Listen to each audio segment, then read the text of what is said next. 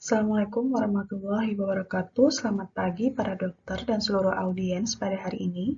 Perkenalkan, saya Dr. Gigi Ida Nabila, residen PPDGS Radiologi Kedokteran Gigi FKG Unpad. Pada kali ini, perkenankan saya mempresentasikan studi literatur mengenai penggunaan modalitas radiografi, proyeksi Waters, dan konbim computed tomography CBCT untuk mendiagnosa sinusitis maksilaris. Sebagai pendahuluan, sinusitis maksilaris merupakan inflamasi yang disebabkan oleh infeksi yang dapat berasal dari infeksi odontogenik, infeksi non-odontogenik, maupun undetermined infeksi. Selain dari pemeriksaan klinis, untuk mendiagnosa sinusitis dapat ditunjang dengan pemeriksaan radiografi. Modalitas radiografi 2 dimensi kita dapat menggunakan proyeksi Waters, sedangkan modalitas 3 dimensi kita dapat menggunakan CBCT. Nantinya dari gambaran radiografi ini kita dapat melihat gambaran kriteria sinusitis seperti adanya opasitas pada rongga sinus, kemudian adanya akumulasi cairan atau air fluid level, dan adanya penebalan mukosa. Membahas sedikit mengenai sinus paranasal. Jadi sinus paranasal ini merupakan rongga-rongga di sekitar hidung dengan bentuk yang bervariasi dan terdiri dari 4 pasang sinus, yaitu frontal sinus, sphenoid sinus, ethmoid sinus, dan maxillary sinus. Secara normal, sinus maxillaris memiliki bentuk yang tidak konsisten dengan banyak loci dan lobulasi.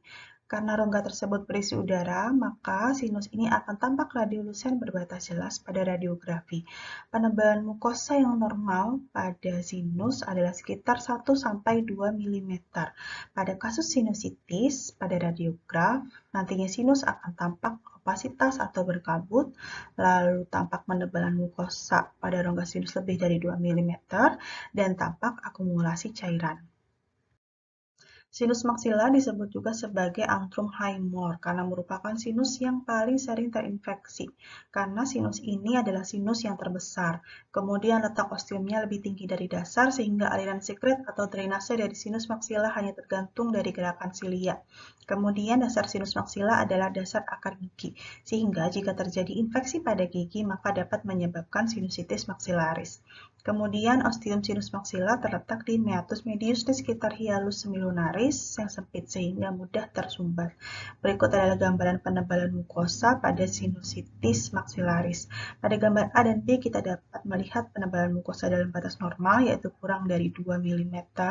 Kemudian pada gambar C yaitu sinusitis yang disebabkan infeksi odontogenik. Jadi penebalan mukosanya hanya terbatas pada area yang terinfeksi giginya. Kemudian pada gambar D dan E, sinusitis yang berasal dari infeksi non-odontogenik, jadi penebalan mukosanya tidak terbatas pada area gigi yang terinfeksi. Dan pada gambar F, sinusitis yang asalnya tidak dapat diketahui. Jadi ada infeksi odontogenik, tetapi penebalan mukosa tidak terbatas pada area gigi yang terinfeksi saja. Berikut adalah gambaran modalitas radiografi 2 dimensi proyeksi Waters. Dari gambar ini kita dapat melihat pada gambar A yaitu terjadi total radiopak pada antrum kiri pasien penderita sinus. Kemudian pada gambar B kita dapat melihat penebalan mukosa bilateral. Kemudian pada gambar C kita dapat melihat fluid level di antrum kiri pasien, dan gambar D kita dapat melihat polip antral berbentuk bulat atau mukosal polip pada antrum kiri pasien. Pada gambar radiografi yang normal seharusnya rongga sinus pasien ini akan tampak radiolusen dan berbatas jelas.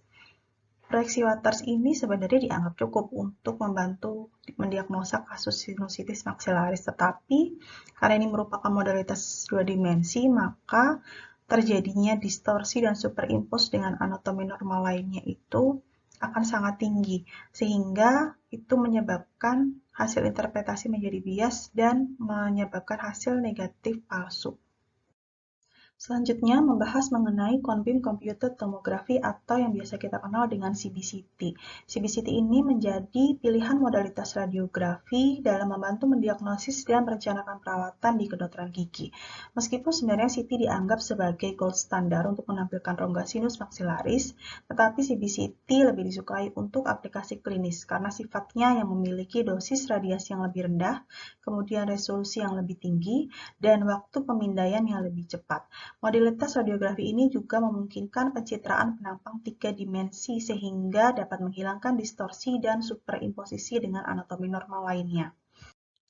Jadi, pemeriksaan radiografi sangat bermanfaat untuk mendeteksi adanya sinusitis, terutama pada pasien yang tidak menunjukkan gejala yang spesifik atau tidak pernah memiliki riwayat sinus sebelumnya. Proyeksi Waters merupakan modalitas radiografi yang cukup untuk mengevaluasi dan mendiagnosis sinusitis maksilaris. Modalitas radiografi ini dari sudut biaya cukup ekonomis dan pasien hanya mendapatkan radiasi yang minimal. Sensitivitas dan spesifitasnya yaitu 85 dan 80% dan berdasarkan gambaran radiologis dengan proyeksi Waters dianggap cukup dan dapat menilai kondisi sinus maksilaris yang memperlihatkan opasitas, air fluid level, dan penebalan mukosa. Meskipun begitu, proyeksi Waters memiliki keterbatasan, yaitu adanya distorsi dan superimpos dengan anatomi yang lain. Dan keterbatasan lainnya dari radiograf 2 dimensi adalah visualisasi yang kurang baik dari rongga sinus maksila dan kesulitan membedakan antara infeksi tumor dan polip pada sinus yang mengalami opasitas, sehingga memungkinkan terjadinya bias saat interpretasi dan menghasilkan hasil negatif palsu. Sehingga pemeriksaan radiografi 3 dimensi sebetulnya lebih menjadi pilihan yang baik untuk membantu mendiagnosis sinusitis maksilaris.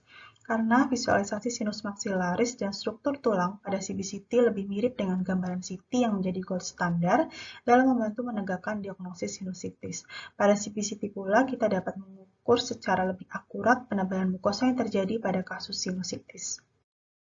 Dari studi literatur ini dapat disimpulkan bahwa proyeksi Waters dapat digunakan sebagai modalitas radiografi lini pertama untuk mendiagnosis sinusitis maksilaris meskipun memiliki keterbatasan, sehingga jika dibutuhkan dapat dilakukan pemeriksaan radiografi lanjutan menggunakan radiograf 3 dimensi CBCT yang lebih direkomendasikan untuk pemeriksaan sinusitis maksilaris.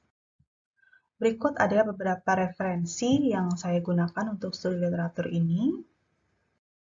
Sekian pemaparan dari saya, semoga bermanfaat. Terima kasih banyak untuk waktu dan kesempatannya. Wassalamualaikum warahmatullahi wabarakatuh.